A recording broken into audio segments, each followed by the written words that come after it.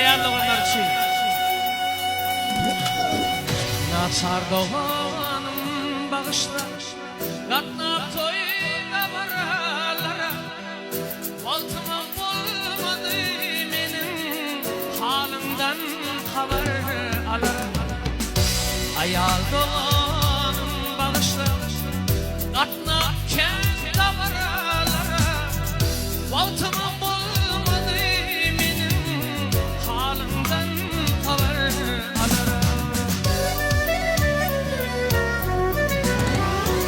Mine yetişir bilim var, belki sen yıkırak gelirsin. Muhammed Şan'a fırlat olaysa, ilki sen ılgap gelirsin.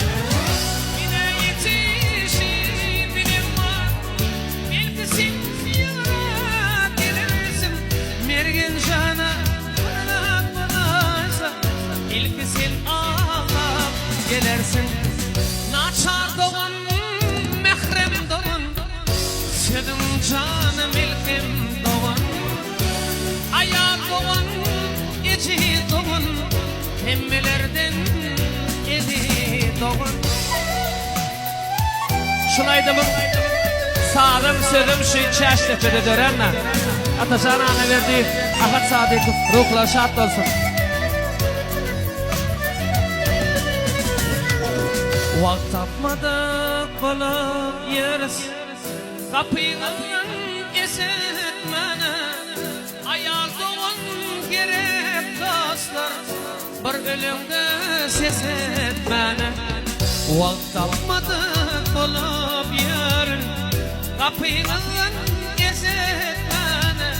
Naçar doğan gerek dostlar, toy edende dans etmene.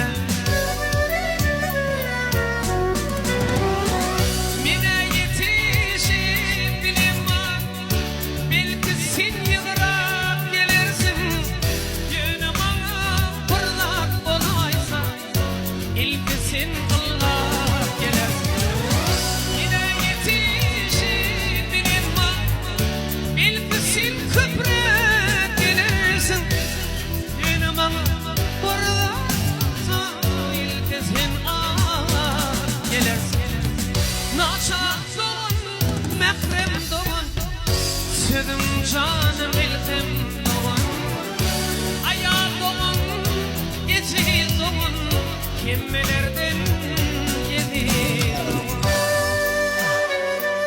Zinan nimet uyandır, yüzün nuru tuğalı, utancındır, hayandır. Şart gününde şartlığın, gamlı günün söyandır. Sana gelecek belalın, önündeki gayandır. Sebebi ol, uyandır.